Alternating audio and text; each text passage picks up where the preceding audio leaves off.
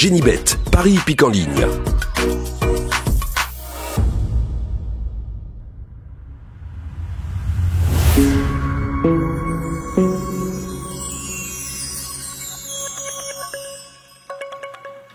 Bonjour à tous. Eh bien, le meeting d'hiver est terminé, mais on reste au petit trot ce lundi pour jouer au quintet, avec des trotteurs que l'on aime bien. Certains sont vieillissants et il y a quelques jeunes. Et j'ai décidé de mettre les jeunes en tête de ma sélection. Et là, je pense, je suis confiant, je vous mets du 5 sur 5. Il y avait longtemps que je ne vous avais pas mis du 5 sur 5. Pour moi, 3 chevaux se détachent nettement. On va vers mon célèbre tiercé panoramique.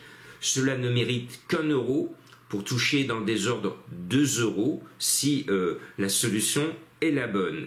Par contre, j'aimerais bien que mon tiercé panoramique soit dans l'ordre. Donc, pour moi, ce n'est pas le 6-4-2, mais c'est le 6-4-8.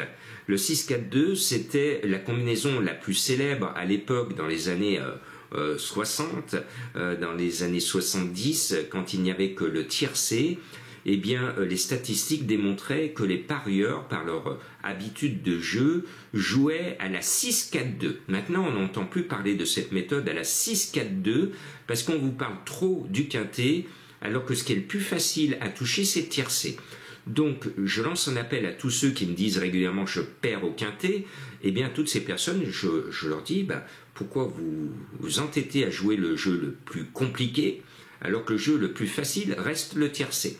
Rabattez-vous sur le tiercé, qui a fait la popularité des courses, et le quintet n'a jamais fait de toute sa carrière la même popularité que le tiercé qui était tombé dans les morses françaises le dimanche. Madame allait à la messe et monsieur allait au PMU. C'est ce qui faisait à l'époque tout le folklore.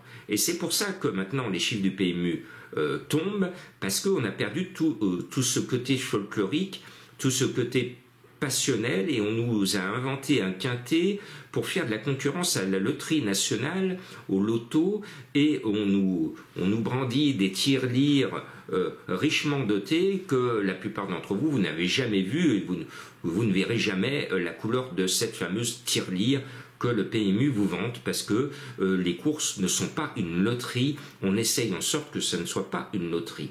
Donc, pour moi, le 6, je voile de la côte à la côte pour moi, avec Johan Le Bourgeois. Le cheval est bien, ça vient de gagner. Et puis, le 4, Java Danama, avec Benjamin Rochard, me plaît au plus haut point. On l'a vu gagner au niveau des tiercés. Et le 8 trouve un engagement en or à la limite du recul. Le 8, Genmab, voilà, c'est les 3 petits genoux qui me plaisent au plus haut point. Et puis, il y en a une que j'aime bien, une vieille dame. Elle va aller pouliner. C'est la fin de sa carrière et j'espère bien qu'elle va finir par la grande porte. Le 13, Gasoline Duceux, a montré cet hiver quelques bonnes valeurs à Vincennes, alors qu'elle déteste la descente et encore moins la montée de Vincennes. Elle préfère les pistes plates. Eh bien, allez, l'ami, son driver, va appuyer sur le champignon et plein gaz pour Gasoline Duceux. Ce numéro 13, annoncé par mes confrères à 20 contre 1, à mon sens, va vouloir, et elle le mérite, sortir par la grande porte. Maintenant, elle rend 25 mètres à 3 jeunes loups au premier poteau. Et puis, Franck Nivard, je l'aime bien. Le 12, Hold Up du Dijon, fait une rentrée. Maintenant, le cheval n'est pas à 100%, mais le lot s'est nettement creusé. Et sur sa classe, Hold Up du Dijon, on le reverra notamment dans les quintets de province cette année, et notamment au printemps et cet été. Il a la qualité pour suivre en tout cas ses chevaux, et charge à Franck Nivard, avec son petit fluide personnel et son talent personnel, de l'amener à l'arrivée malgré le gros handicap d'une rentrée. C'est loin d'être un coup sûr. Et puis Madame Colombo nous met le 5 idéal de Ladoux. Son dernier cheval, vous avez vu, samedi, a fini 2e à 40 contre 1 du tiercé. Au passage, je vous donnais samedi le tiercé quarté quinté. Ce 5 idéal de Ladoux, c'est un gros coquin cette année. Il a ruiné son entourage, disqualifié. S'il court comme cette année 2025, il n'a pas l'ombre d'une chance, parce que il met les freins, il n'a pas envie. Par contre, s'il court comme il l'a fait la plupart du temps l'année dernière, où il se plaçait souvent et il gagnait souvent, ici, il a une très bonne chance. Donc c'est un coup de poker, ce numéro 5, pardon.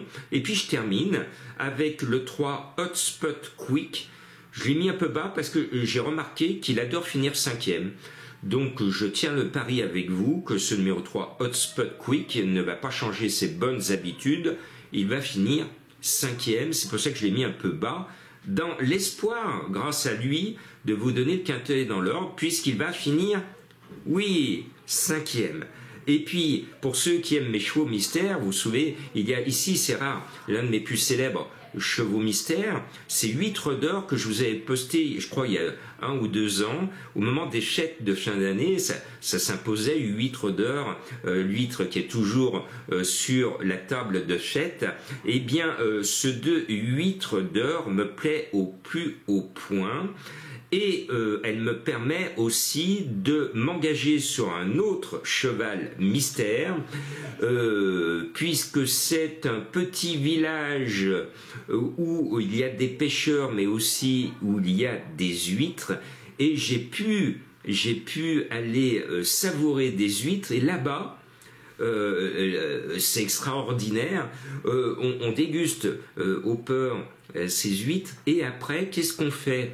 Alors, on jette les coquilles et il y a des montagnes de coquilles d'huîtres. C'est assez spectaculaire. Je crois qu'il n'y a que là-bas qu'on voit ça, peut-être dans d'autres endroits. Hein.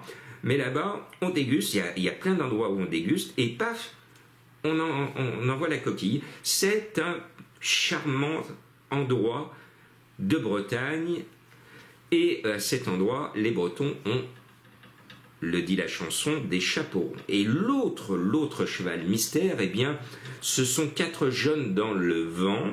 Vous le savez, il y en a 2 qui sont très célèbres, qui sont restés très célèbres, c'est Paul et John. À vous de découvrir ce fameux groupe dont un cheval porte le nom du groupe ce lundi.